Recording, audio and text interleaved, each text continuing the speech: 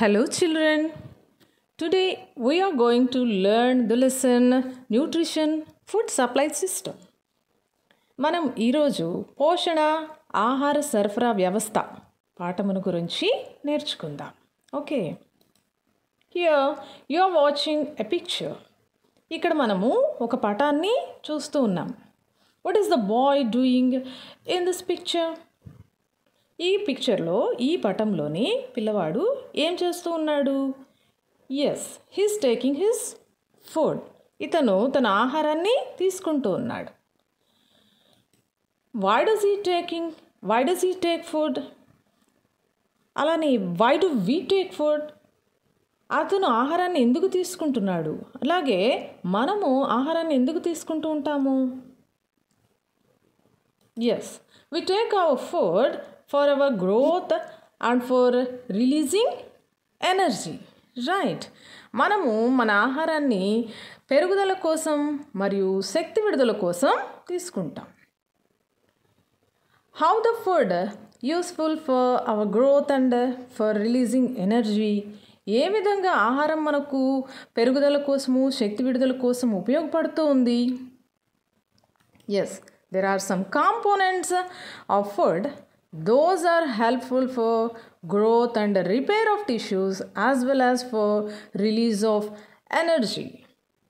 ఆహారంలో ఉండేటటువంటి కొన్ని అంశాలు మనలో పెరుగుదలను, కణజాలాల మరమ్మతును చేస్తుంటాయి మరియు శక్తి విడుదల కోసం ఉపయోగపడుతూ ఉంటాయి. Those are known as food components. వాటినే మనము ఆహారంలోని అంశాలు అంటాము. We know the names of food components, isn't it? మనకు ఆహారంలోని అంశాల పేర్లన్నీ కూడా తెలుసు, రైట్? అవి కార్బోహైడ్రేట్స్, పిండి పదార్థాలు, ప్రోటీన్స్, మాంసకృతులు, ఫ్యాట్స్, క్రొవ్వులు, విటమిన్లు, మినరల్స్, ఖనిజ లవణాలు, isn't it? These food components are also known as nutrients. ఆహారంలో ఉండే ఈ అంశాలని మనము పోషకాలు అంటాం. మరి పోషకాలను తీసుకోవడాన్ని ఏమంటాము? పోషణ అంటాం. So intake of nutrients is known as nutrition. So nutrition means to take nutrients. Nutrients are the food components which are helpful for our growth, release of energy as well as for repair of tissues, damaged tissues. So ఆ పోషకాలను తీసుకోవడాన్ని పోషణ అంటున్నాము. పోషకాలు అంటే మన యొక్క పెరుగుదల కోసము, శక్తి విడుదల కోసము మరియు నశించినటువంటి కణజాలాలు లేదా పాడైపోయినటువంటి కణజాలాలని భర్తీ చేయడానికో, మరమ్మతు చేయడానికో ఉపయోగపడేటటువంటి ఆహారంలో ఉండేటటువంటి అంశాలు. Okay, there are a variety of organisms are living on the earth. భూమి మీద అనేక రకాలైనటువంటి జీవులు జీవిస్తూ ఉన్నాయి. These various organisms, they take a variety of foods as well as they follow various methods to acquire their food. ఈ వివిధ రకాలైనటువంటి జీవులు వేరు రకాలైనటువంటి ఆహారాన్ని తీసుకుంటూ ఉంటాయి. అలాగే ఆ ఆహారాన్ని సంపాదించడం కోసం వేరు విధానాలను అనుసరిస్తూ ఉంటాయి. అవునా? Hence, we are going to learn about the modes of nutrition in this lesson. So మనము ఈ పోషణలో ఉండేటటువంటి వేరు విధానాలను ఈ పాఠంలో తెలుసుకోబోతున్నాం. So let us enter into the lesson. So మనం పాఠంలోకి వెళ్ళిపోదాం. From where we get our food? మనం ఆహారాన్ని ఎక్కడ నుండి పొందుతూ ఉంటాము? Yes, we get our food from plants as well as animals. మనము మన ఆహారాన్ని మొక్కల నుండి మరియు జంతువుల నుండి పొందుతూ ఉన్నాం. Can't we make our food on our own? మనంతట మనంగా ఆహారాన్ని తయారు చేసుకోలేమా? No, we cannot do so. మనము మన ఆహారాన్ని మన సొంతగా తయారు చేసుకోలేం. మరి ఎవరు చేసుకోగలరు ఆహారాన్ని వాటంతటా అవే? Which organisms can prepare their food on their own? Yes, autotrophs. స్వయం పోషకాలు. స్వయం పోషకాలు వాటి ఆహారాన్ని అవే స్వంతగా తయారు చేసుకోగలవు. Autotrophs, they can prepare their food on their own. All the remaining organisms rather than autotrophs, they depend on autotrophs for the getting food. మరి ఈ స్వయం పోషకాలు కాకుండా మిగిలినటువంటి జీవులు ఏవైతే ఉన్నాయో అవన్నీ కూడా ఆహారం కోసం స్వయం పోషకాల మీద ఆధారపడుతూ ఉంటాయి. Those organisms are known as heterotrophs. ఆ జీవుల్ని ఏమంటాము? పరపోషకాలు అని అంటాం. So let us know about autotrophic nutrition. మనం మొదటగా స్వయం పోషణ గురించి తెలుసుకుందాం. What is autotrophic nutrition? Autotrophic nutrition is a type of nutrition where organisms prepare their food in their own by utilizing simple inorganic substances. సరళ అకర్బన పదార్థాలను ఉపయోగించుకొని జీవులు తమ ఆహారాన్ని తామే తయారు చేసుకునే రకమైన పోషణ విధానాన్ని స్వయం పోషణ అంటాం. Again this autotrophic nutrition is of 2 types. ఈ స్వయం పోషణ 2 రకాలుగా ఉంటుంది. Photo autotrophism and chemo autotrophism. కాంతి విశ్లేషణ, రసాయన విశ్లేషణ. కాంతి విశ్లేషణ జరుపుకునే జీవులను కాంతి విశ్లేషక స్వయం పోషకాలు అంటాం. Organisms those undergo photo autotrophism are known as photo autotrophs. And those organisms undergo chemoautotropism are known as chemoautotrophs. ఏ జీవులైతే రసాయన విశ్లేషణను పాటిస్తాయో వాటిని ఆ జీవులను రసాయన విశ్లేషక స్వయం పోషకాలు అని అంటాం. ఈ రెండింటికి డిఫరెన్స్ ఏంటి?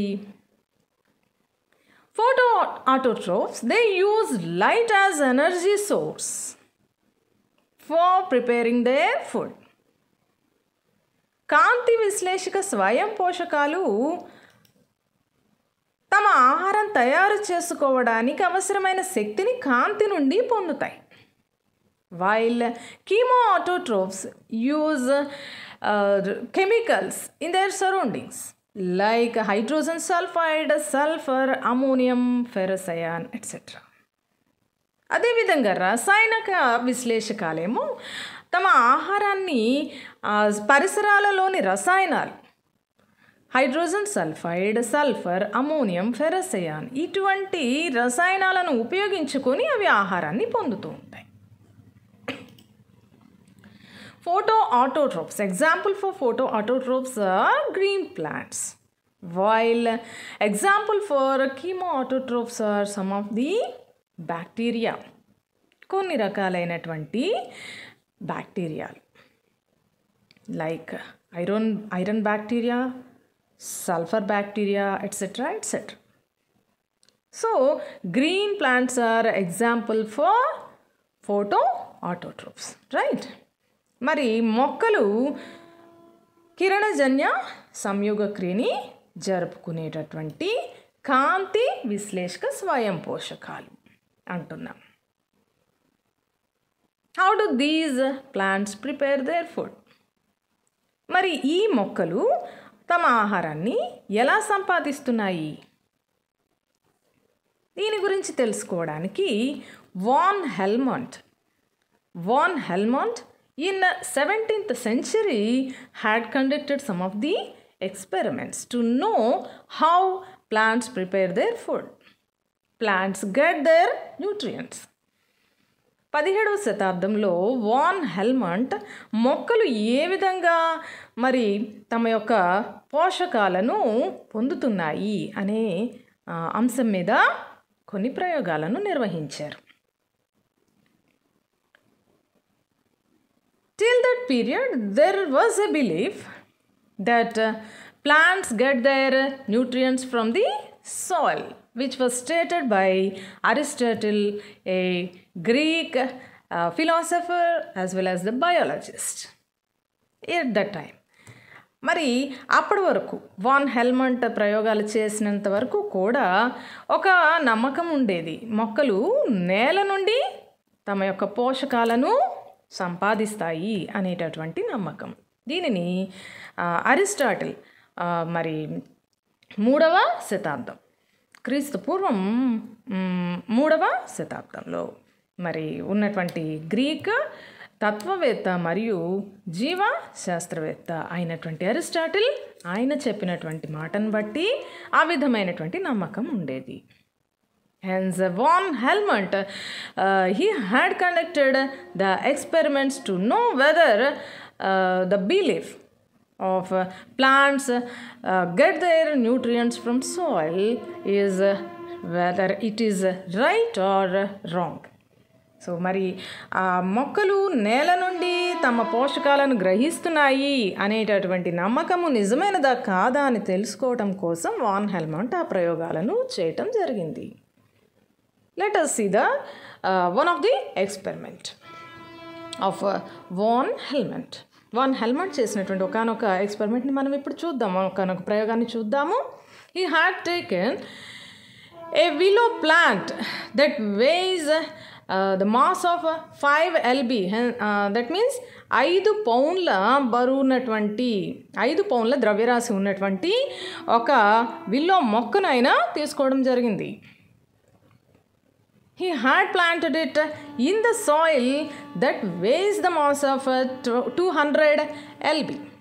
200 పౌండ్ల బరువు ఉన్నటువంటి మట్టిలో ఆయన దానిని నాటారు.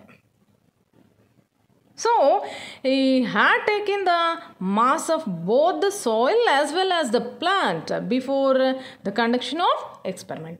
కాబట్టి ఆయన ప్రయోగం చేయడానికి ముందుగా మొక్క యొక్క ద్రవ్యరాశిని మట్టి యొక్క ద్రవ్యరాశిని రెండింటిని కూడా కొలవడం జరిగింది. He allowed the plant to grow in the sunlight as well as that is allowed to expose to the sunlight as well as the drain water. So ఆయన ఆ మొక్కని ఎక్కడ ఉంచారు, ఎక్కడైతే సూర్యరశ్మి మరియు వాన నీరు దొరుకుతుందో ఆ ప్రదేశంలో దానిని ఆయన ఉంచారు. He also he had plated a lid on the pot. That lid was having some small pores for the entry of the rainwater. So ఆయన ఈ కుండీ మీద ఏం చేశారు, ఒక రంధ్రాలు ఉన్నటువంటి మూతను కూడా ఉంచడం జరిగింది. కేవలం వాన నీరు మాత్రమే దానిలోకి వెళుతుంది. And also that lid prevents the entry of any of the foreign material to be added to the soil. So ఏ రకమైనటువంటి కొత్త పదార్థం కూడా ఆ మట్టిలోకి వెళ్ళడానికి వీలు లేకుండా మరి ఆయన అటువంటి అమరికను చేశారు. After 5 years, he allowed the plant to grow for 5 years. So 5 సంవత్సరాల పాటు ఆ మొక్కను ఆయన పెంచడం జరిగింది. 5 సంవత్సరాల తర్వాత again he had measured the mass of the plant along with the mass of the soil. So ఆయన 5 సంవత్సరాల తర్వాత ఆ మొక్క యొక్క ద్రవ్యరాశిని మరియు మట్టి యొక్క ద్రవ్యరాశిని రెండింటిని కూడా కొలవడం జరిగింది. మరి ఏ విధంగా ఉన్నాయి మెజర్మెంట్స్ అని కనుక చూసినట్లయితే, the soil that was measured 199 lb. So 199 పౌండ్ల బరువు ద్రవ్యరాశి ఆ మట్టి తూచిపడింది. అట్లనే the mass of the plant was 169 lb. మరి 169 పౌండ్ల ద్రవ్యరాశిని ఆ మొక్క కలిగి ఉన్నది. That means the mass of the plant had increased for 164 lb in the period of 5 years. 5 సంవత్సరాల కాలంలో 164 పౌండ్ల బరువు ఆ మొక్క పెరిగింది. At the same time, the mass of the soil that was decreased by 1 pound or less than 1 pound. లేదా అదే సమయంలో మట్టి యొక్క ద్రవ్యరాశి 1 పౌండ్ లేదా అంతకంటే తక్కువ మాత్రమే తగ్గడం జరిగింది. If Aristotle's statement was right, there should be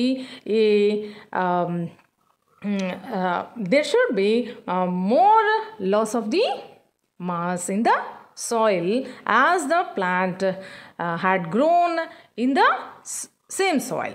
so ఆ మట్టిలోనే ఆ మొక్క పెరిగింది కాబట్టి ఒకవేళ అరిస్టాటిల్ చెప్పినటువంటి స్టేట్మెంట్ కనుక సరైనదైనట్లయితే మొక్క యొక్క మాస్ ఎట్లయితే ద్రవ్యరాశి ఎంత హ్యూజ్గా పెరిగిందో అంత huge decrease should be observed in the soil. So ఆ మట్టి యొక్క మాస్లో కూడా ద్రవ్యరాశిలో కూడా అంత ఎక్కువ తరుగుదల అనేది ఉండాల్సిన అవసరం ఉంది. Hence, von Helmont had stated that plants themselves won't take nutrients from soil. మొక్కలు నేల నుండి మాత్రమే వాటి యొక్క పోషకాలని తీసుకోవటం లేదు. They prepare their nutrients from other sources like air and water. So ఇవి గాలి, నీరు మరియు వంటి ఇతర వనరులను ఉపయోగించుకుని ఆహారాన్ని పొందుతున్నాయి అని చెప్పాడు. Because he had allowed the plant to grow in air and in rain water. So ఆయన ఆ గాలిని మరి రెయిన్ వాటర్ని ఆ మొక్కకు అందించడం జరిగింది కాబట్టి అప్పటికి ఇంకా సూర్యరశ్మి గురించినటువంటి విషయం తెలియదు కాబట్టి ఈ 2 రకాలైనటువంటి వనరులను ఉపయోగించుకున్న ఆహారాన్ని మొక్కలు పొందుతున్నాయి అని చెప్పడం జరిగింది von Helmont. So what is the process? What is the process that is helpful for plants to prepare their food? ఏ ప్రక్రియ మరి మొక్కల ఆహారాన్ని తయారు చేసుకోవడానికి ఉపయోగపడుతుంది? That is photosynthesis. Photo means light, synthesis means to put together. Photo అనగా కాంతి, synthesis అంటే మరి చిన్న అణువులను కలిపి ఉంచడం అని అర్థం అన్నమాట. So both these are Latin words. ఈ 2 కూడా లాటిన్ పదాలు. ఇప్పుడు మనం కిరణజన్య సంయోగ క్రియలో గాలి యొక్క పాత్రను గురించి మాట్లాడుకుందాం. Let us talk about the role of air in photosynthesis. As von Helmont had stated, plants use air for the preparation of food. So von Helmont చెప్పారు కదా, గాలిని ఉపయోగించుకుంటున్నాయి మొక్కలు అని కిరణజన్య సంయోగ క్రియ కోసం. కాబట్టి what is the role of air in photosynthesis? Joseph Priestley, in 1770, he had performed several experiments to know the role of different gases in air during photosynthesis. మరి ఆ కిరణజన్య సంయోగ క్రియలో గాలిలో ఉండే వివిధ వాయువుల యొక్క పాత్రను కనుగొనాలి అని జోసెఫ్ ప్రిస్లీ 1770వ సంవత్సరంలో మరి కొన్ని ప్రయోగాల్ని నిర్వహించడం జరిగింది. యాక్చువల్గా Joseph Priestley by the part of his experiments he had discovered oxygen gas in 1774. మరి అతని యొక్క ప్రయోగాలలో భాగంగా 1774లో ఆయన ఆక్సిజన్ వాయువుని కనుగొనడం జరిగింది. అయితే ఆక్సిజన్ వాయువుకి ఆ పేరుని పెట్టిన వారు Lavoisier in 1775. So let us know the series of experiments he had conducted. So ఏమి ప్రయోగాల్ని ఆయన నిర్వహించారనేది ఇప్పుడు మనం చూద్దాం. Here we are watching some bell jars. ఇక్కడ కొన్ని గంట జాడీల్ని మనం చూస్తున్నాం. If we observe 1 and 2 bell jars, 1, 2 bell jarsని గంట జాడీల్ని కనుక పరిశీలించినట్లయితే Joseph Priestley placed a rat and a burning candle inside the bell jar. మరి ఒక ఎలుకను ఒక వెలుగుతున్న క్రొవ్వొత్తిని గంటజాడిలో ఉంచడం జరిగింది.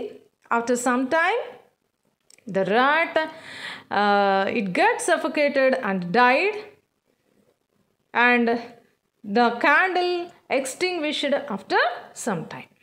కొద్దిసేపటి తర్వాత మరి ఊపిరాడక ఎలుక చనిపోయినట్లుగా చూస్తున్నాం, అలానే క్రొవ్వొత్తి ఆరిపోయినట్లుగా కూడా చూస్తున్నాం. If we observe third and fourth bell jars, మరి 3-4 గంటజాడీలను కనుక పరిశీలించినట్లయితే, in the third bell jar, he had placed a mint plant along with the rat, and he had lighted the candle inside the bell jar.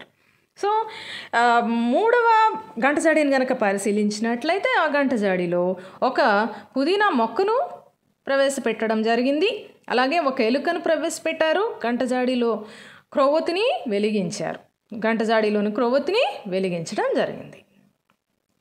If you observe the fourth bell jar, the candle it had continued to burn as well as the rat stayed alive within the time period. So కొద్ది సమయం తర్వాత పరిశీలించినప్పుడు క్రొవ్వొత్తి వెలుగుతూనే ఉంది, అలాగే ఎలుక చనిపోలేదు, జీవించి ఉన్నది.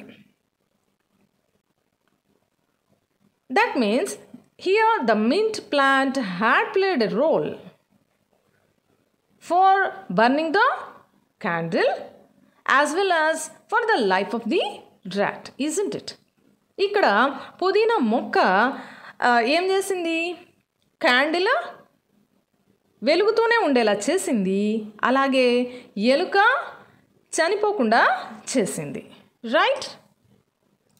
Hence Joseph Priestley hypothesized as follows: plants restore air what breathing animals and burning candles remove.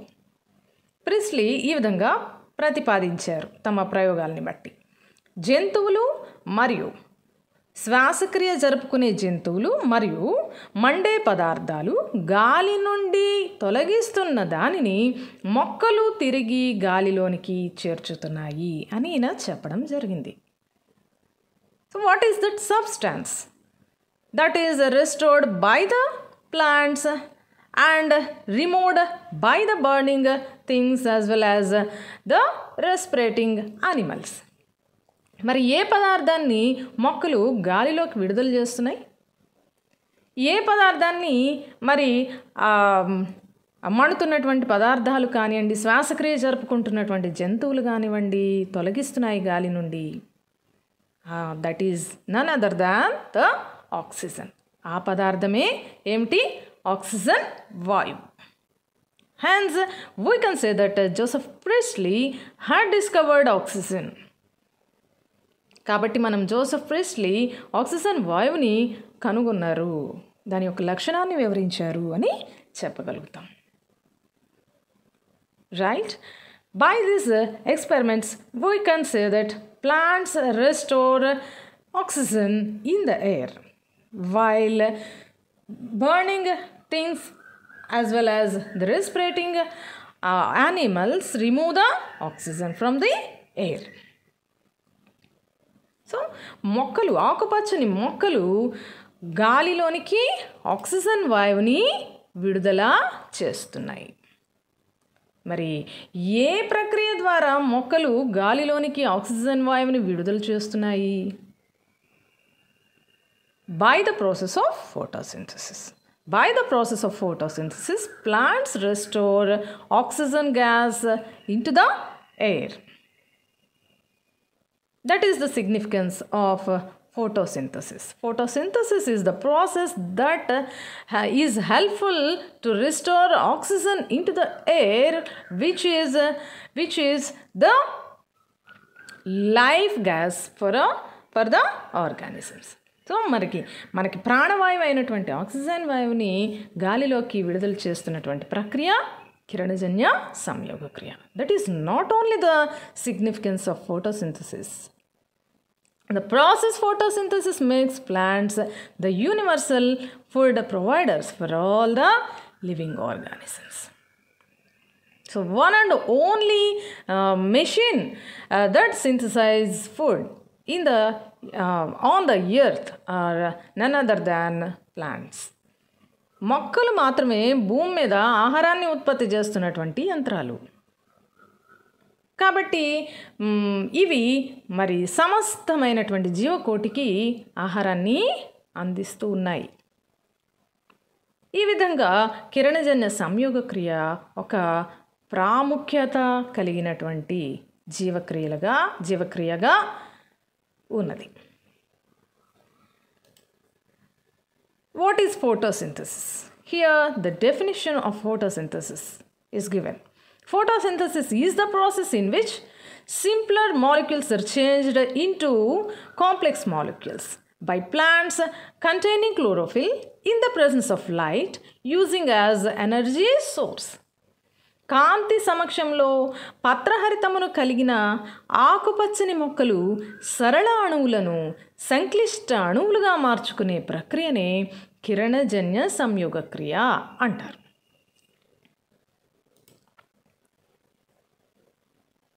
Not only the definition but also the process that is highly complex. So కిరణజన్య సంయోగక్రియ మరి నిర్వచనం మాత్రమే కాదు, ఆ ప్రక్రియ కూడా చాలా సంక్లిష్టమైనది. This process includes several reactions and there produces several intermediary compounds during the process of photosynthesis. మరి ఇది ఒక సంక్లిష్టమైన రసాయన చర్య. అనేకమైనటువంటి రసాయన చర్యలు ఒకదాని తర్వాత ఒకటి జరుగుతూ ఉంటాయి. వాటిలో భాగంగా అనేకమైనటువంటి మధ్యస్థ పదార్థాలను ఏర్పరుస్తూ ఉంటాయి.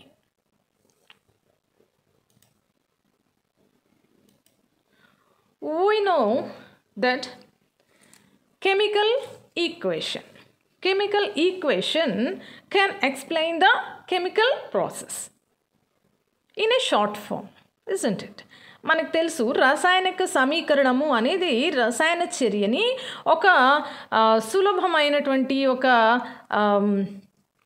చిన్న ఫామ్లో మనకి ఒక చిన్న రూపంలో మనకి సరళ రూపంలో చూపిస్తూ ఉంటుంది పూర్తి రసాయన చర్యను. అయితే ఫోటోసింథసిస్ కనుక చూసినట్లయితే as it is a highly complex process, it is very difficult to explain the process by using a equation. So చాలా సంక్లిష్టమైనటువంటి ప్రక్రియ కాబట్టి ఈ కిరణజన్య సంయోగక్రియని ఒక రసాయనిక సమీకరణం రూపంలో వివరించడం కష్టమైనటువంటి విషయమే. అయితే Dutch scientist C.B. von Neil in 1931 he proposed an equation to explain the process of photosynthesis. కాబట్టి అయితే 1931 సంవత్సరంలో C.B. von Neil అనే డచ్ శాస్త్రవేత్త కిరణజన్య సంయోగక్రియను సూచించే సమీకరణాన్ని కనుగొన్నారు. He thought that for each glucose molecule, plants release water and oxygen molecules, each one in number during photosynthesis. మరి కిరణజన్య సంయోగక్రియలో ఏర్పడే ప్రతి గ్లూకోజ్ అణువుతో పాటుగా ఒక నీటి అణువు మరియు ఒక ఆక్సిజన్ అణువు ఏర్పడతాయి అని ఈయన భావించడం జరిగింది. అంటే ఒక్కొక్క గ్లూకోజ్ అణువుకు ఒక నీటి అణువు ఒక ఆక్సిజన్ అణువు ఏర్పడతాయి అని భావించారు. So he had stated the simpler form of equation in this manner. He thought that for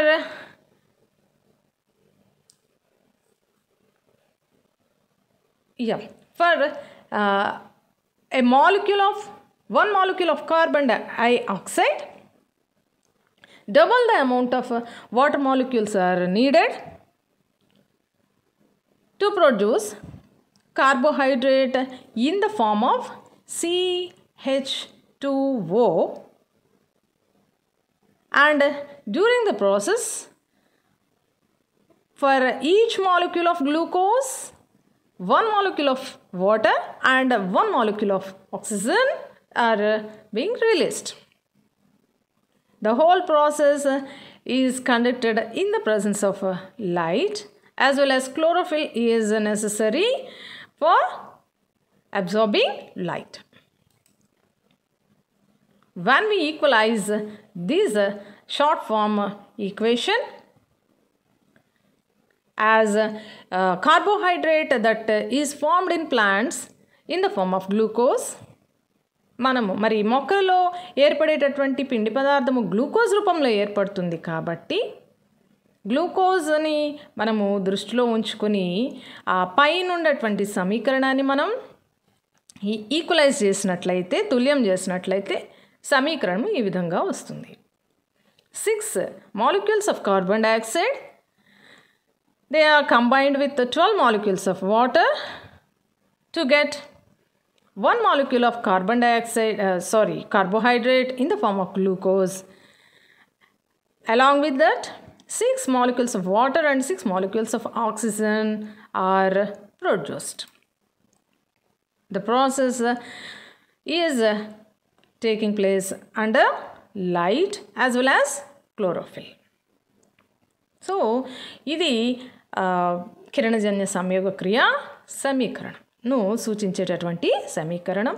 6 అణువుల కార్బన్ డయాక్సైడ్ 12 అణువుల నీటితో చర్య జరిపితే 1 అణువు గ్లూకోజ్, 6 అణువుల నీటి అణువులు నీరు, 6 అణువుల ఆక్సిజన్ ఏర్పడుతుంది.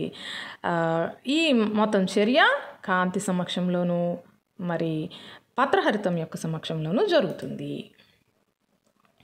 If we observe the equation carefully,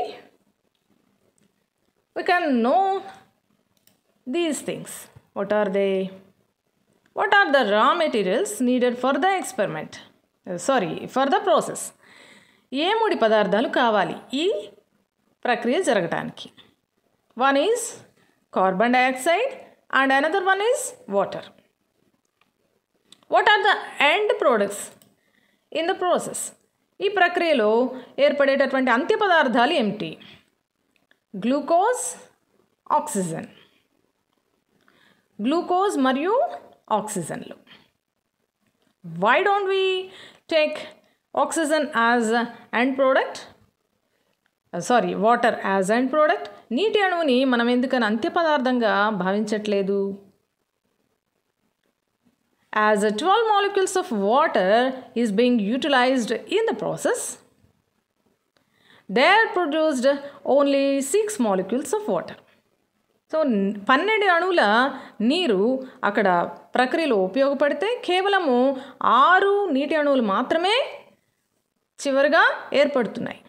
కనుక we cannot determine water as an end product, but those are determined as water molecules are determined as raw material. కాబట్టి నీటిని మనము అంత్య పదార్థంగా భావించలేము, కేవలము ముడి పదార్థం అంటే ప్రక్రియకు అవసరమైనటువంటి పదార్థంగా భావిస్తాం. What are the factors those influence photosynthesis?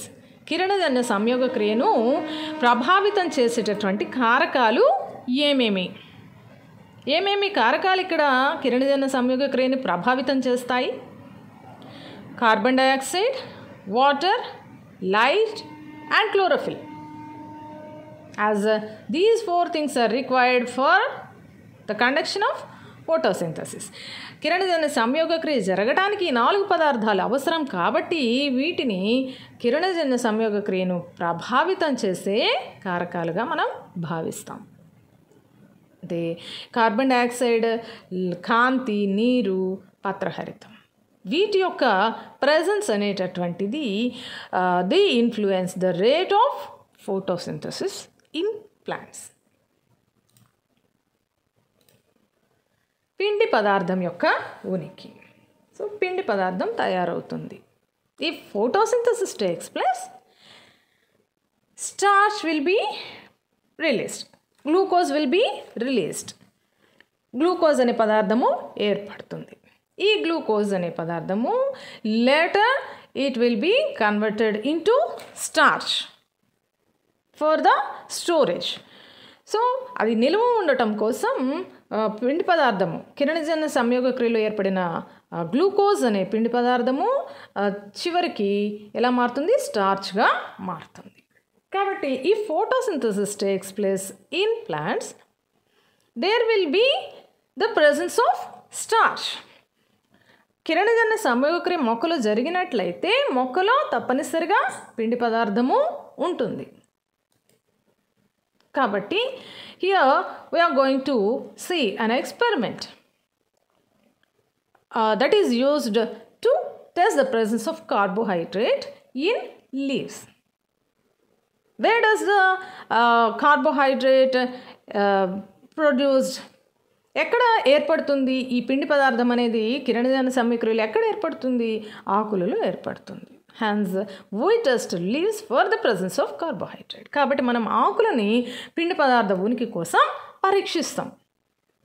The aim of the experiment is to test the presence of carbohydrate in leaves. మరి ప్రయోగం యొక్క ఉద్దేశము ఆకులలో పిండి పదార్థం యొక్క ఉనికిని పరీక్షించడం. What are the material required for the experiment?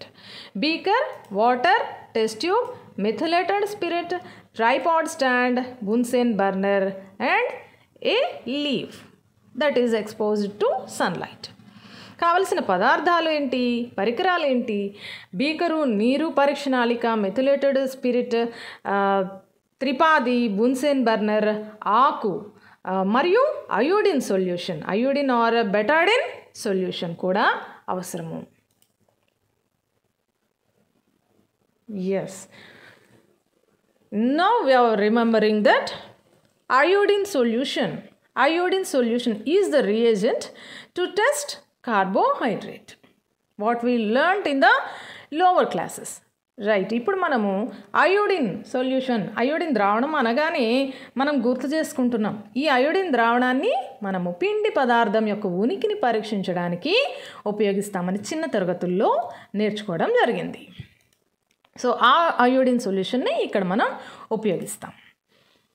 Procedure for conduction of experiment. Take a thin leaf that is exposed to sunlight for hours. కొన్ని గంటల పాటు కాంతి సోకినటువంటి మొక్క యొక్క ఆకుని మనం తీసుకోవాలి.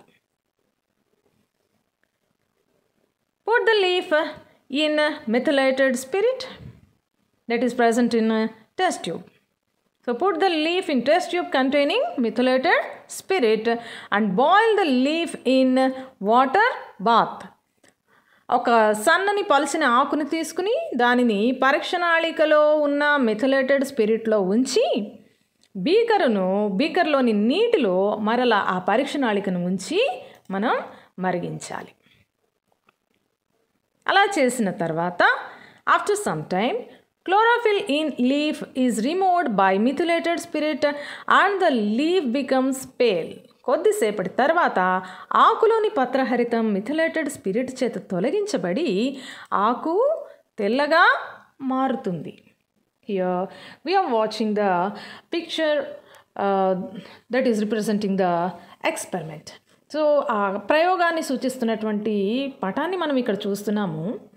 The leaf that is kept in methylated spirit in test tube.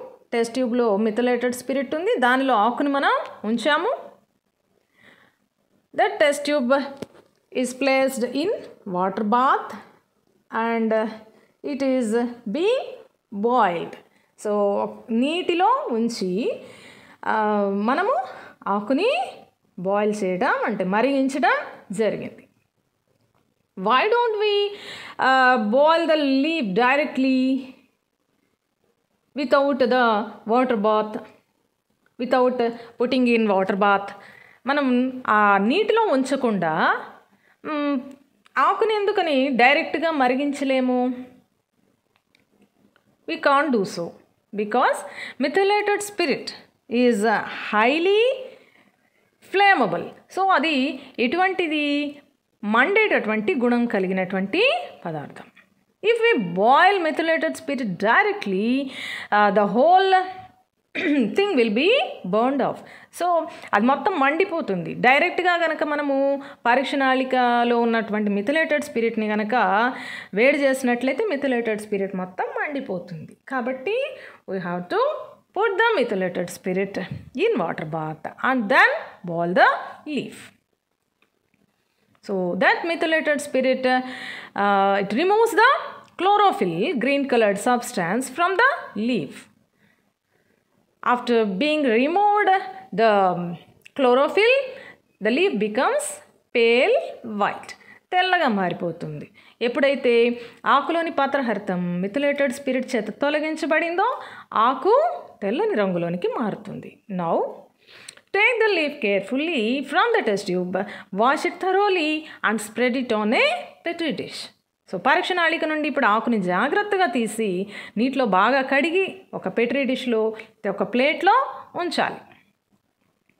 Add few drops of iodine solution on the leaf and observe it for color change. ఇప్పుడు ఆకు మీద కొద్ది చుక్కల అయోడిన్ ద్రావణాన్ని వేసి రంగు మార్పు కోసం ఆకుని మనం పరిశీలించవలసి ఉంటుంది. అయోడిన్ సొల్యూషన్ లేదా బెటాడిన్ సొల్యూషన్ కూడా మనం తీసుకోవచ్చు. అప్పుడు ఏం జరుగుతుంది? అబ్జర్వేషన్, పరిశీలన. Blue black colour in leaf adding after addition of iodine solution indicates the presence of carbohydrate.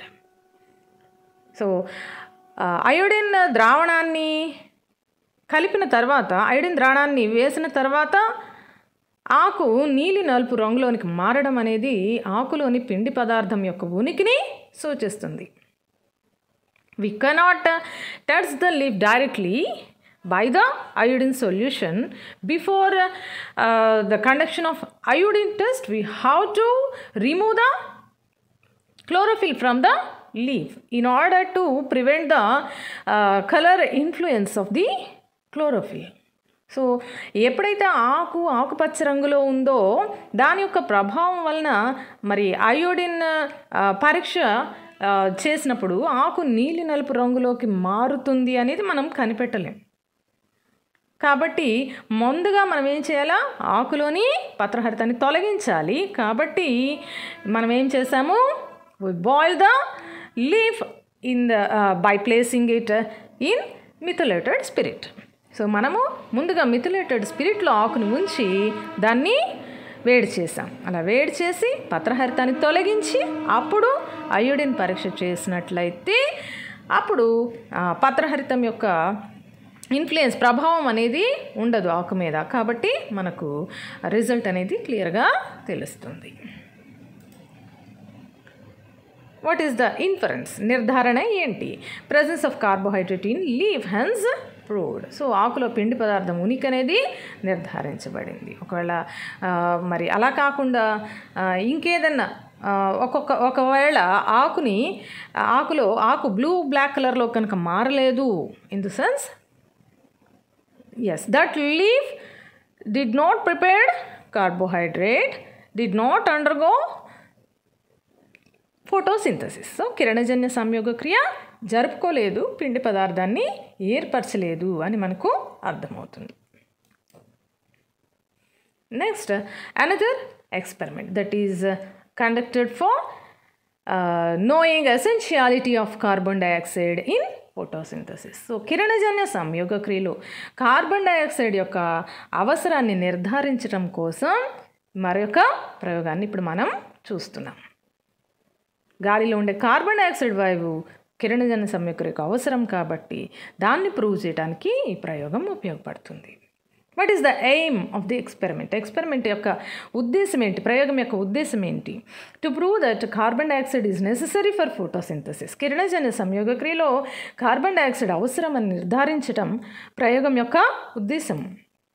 What are the required material? ఏమేమి అవసరం? Potted plant with long leaves, glass bottle with wide mouth, potassium hydroxide solution, rubber cork, iodine solution, grace.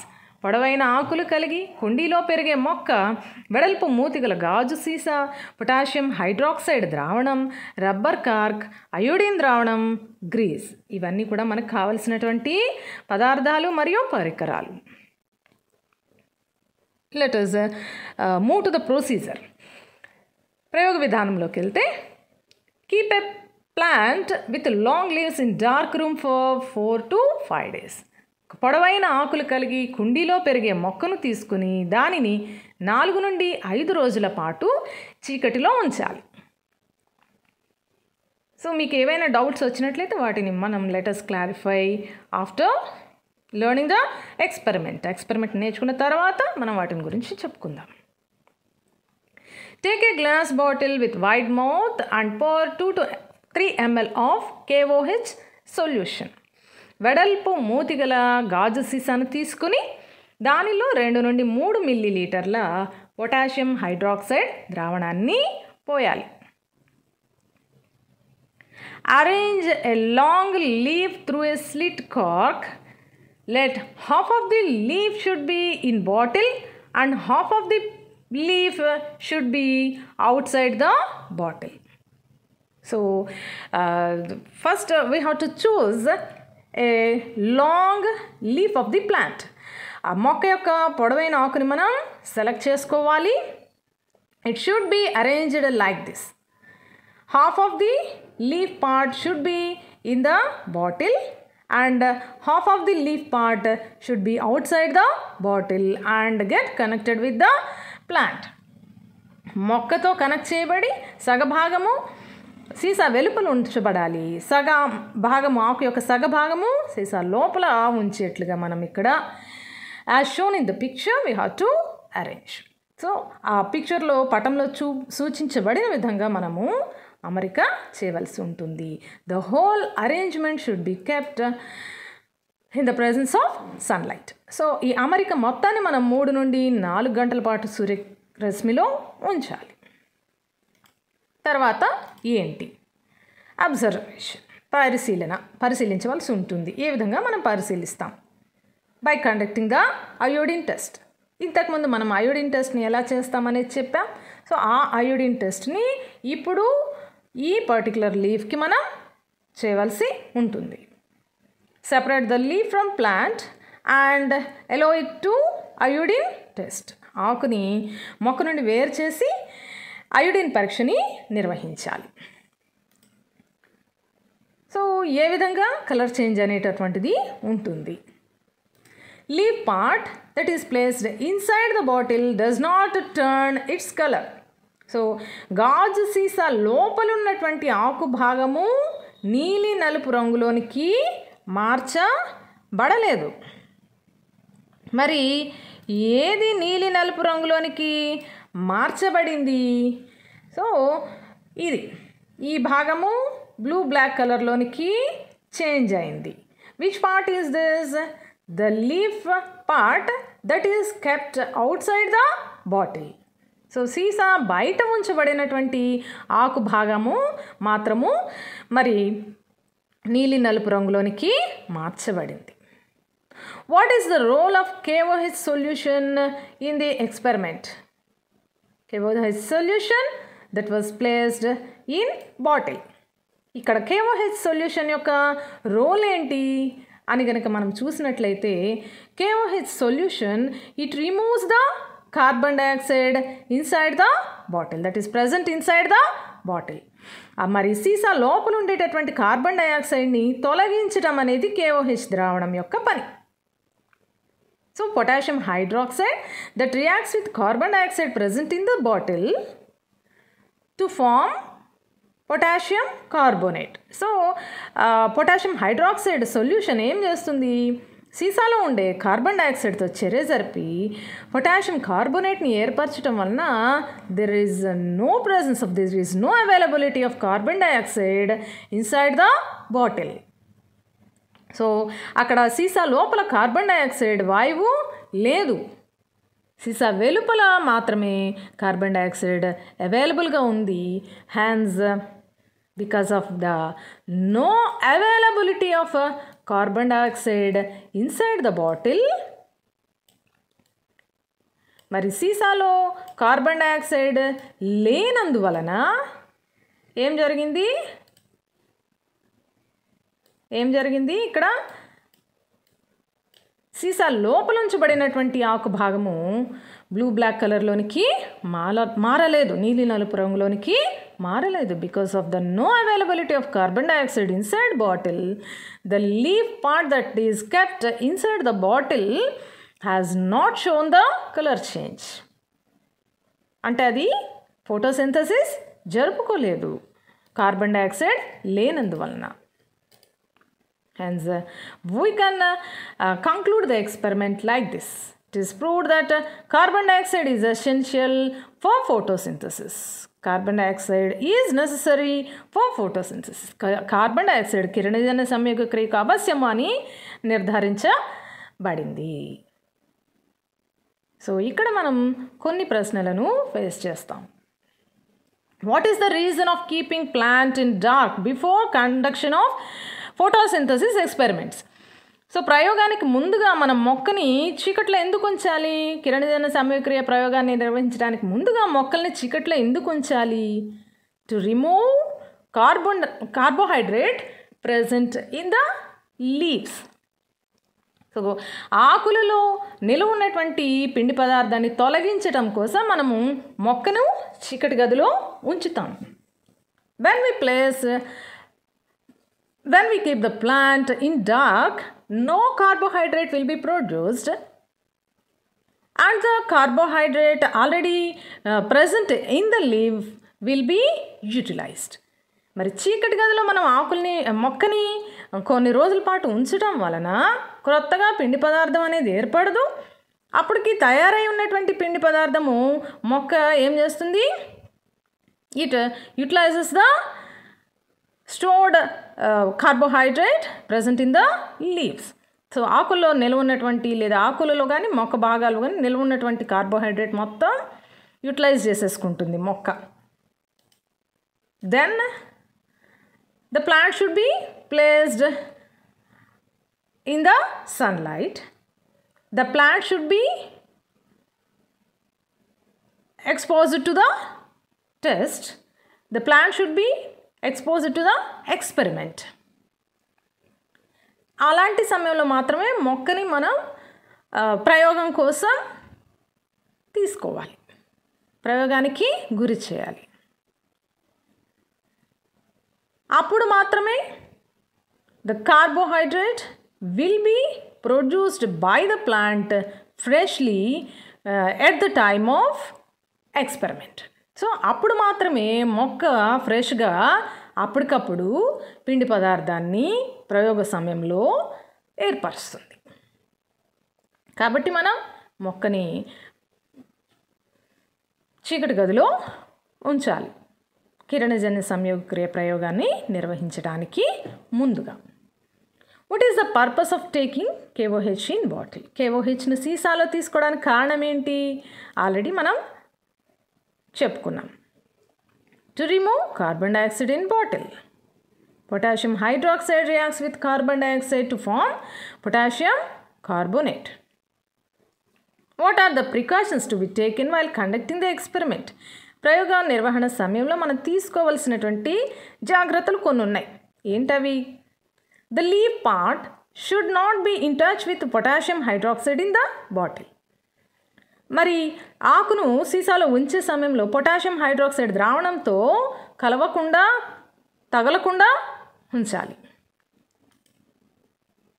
If the leaf touches the potassium hydroxide, there will be some damage takes place in the chlorophyll. So ఆ potassium hydroxide కనుక ఆకుకు తగిలినట్లయితే it may damage the chlorophyll molecules of the leaf. ఆకులో ఉండేటటువంటి chlorophyll పత్రహరిత అణువులది నశింపచేస్తుంది. Then the result will not be accurate. కాబట్టి మనకి ప్రయోగ ఫలితం అనేది సరైన విధంగా రాదు. కాబట్టి the leaf part should not be in touch with potassium hydroxide in the bottle. The second precaution that has to be taken, that is we have to apply some grease or vaseline on the edges of sleek made on cork in order to prevent the entry of air into the bottle.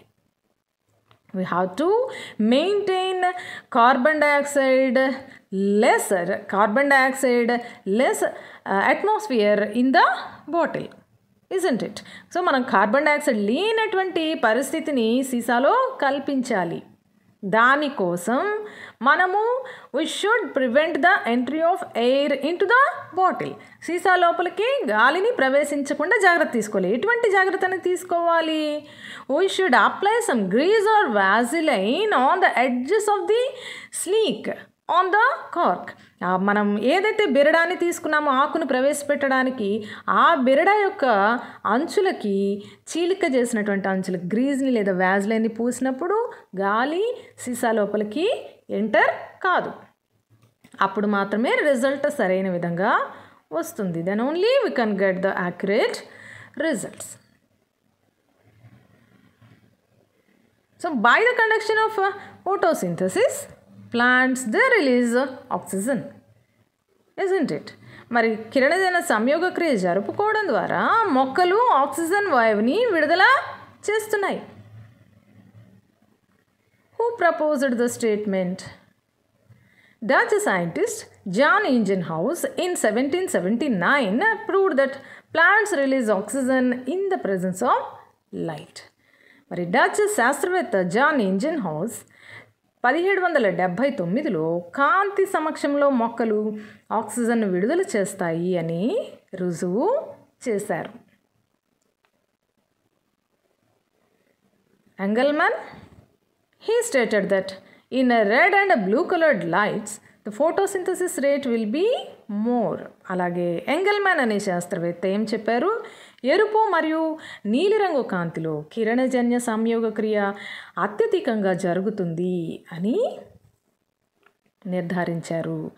So we know that the white colored light that is present in our surroundings is a mixture of 7 various colors. మరి మన చుట్టూ ఉండేటటువంటి తెలుపు రంగు కాంతి 7 రంగుల మిశ్రమం అనే విషయం మనకి తెలుసు కదా. సో ఆ 7 రంగులలోనూ ఎరుపు మరియు నీలి రంగు కాంతులలో కిరణజన్య సంయోగ క్రియ అత్యధికంగా జరుగుతుంది అని ఎంగెల్మన్ నిర్ధారించడం జరిగింది. And the remaining part of the lesson we can learn in the next session. By this content I want to